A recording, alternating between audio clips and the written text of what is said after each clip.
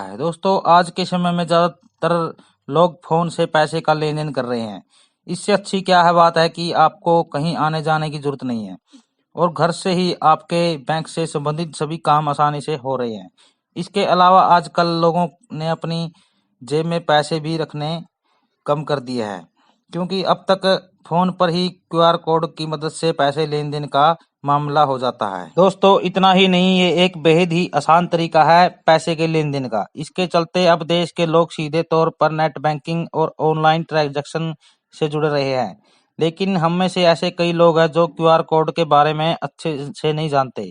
तो आज हम आपको इस वीडियो में क्यूआर कोड के बारे में कुछ बेहद ही जरूरी जानकारी देने जा रहे हैं, जो आपके काफी काम आएगा।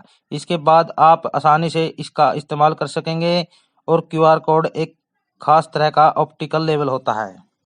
दोस्तों, इसका पूरा नाम क्विक रिस्पॉन्स होता है। इसके बारे में अगर सीधी सी भाषा में बताएं तो एक तरह से काले बिंदुओं का एक खास समूह होता है। वही सभी क्यूआर कोड एक जैसे नहीं होते। दो क्यूआर कोड में काफी अंतर होता है, या यूं कहें कि कोई भी दो क्यूआर कोड एक समान नहीं होते। क्यूआर कोड का इस्तेमाल हर उस उत्पाद के लिए किया जाता है जिसकी जानकारी कंप्यूटर या किसी डेटाबेस में फीड की गई होती है। इसके जरिए उसी डेटाबेस की जानकारी कोई भी यूजर इस कोड के सहारे ले सकता है। साथ ही इसके लिए ये खास तरह से ऑप्टिकल लेबल किसी खास उत्पाद के लिए निर्धारित कर दिए जाते हैं।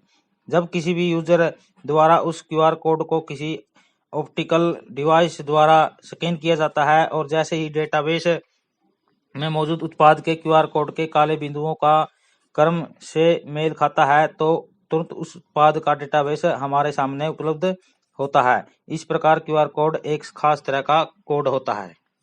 अगर आप बार कोड के बारे में जानते हैं तो समझ लीजिए कि ये आपके पुराने बार कोड का एक तरह से अपग्रेड वर्जन है। इसे डेडिकेटेड क्यूआर कोड रीडर या फिर स्मार्टफोन के जरिए पढ़ा जाता है। ज्यादातर स्मार्टफोन में क्यूआर कोड को पढ़ने की फैसिलिटी होती है। अगर आपके फोन में इस तरह की फैसिलिटी नहीं होती तो आप क्यूआर कोड रीडर इंस्टॉल कर सकते हैं।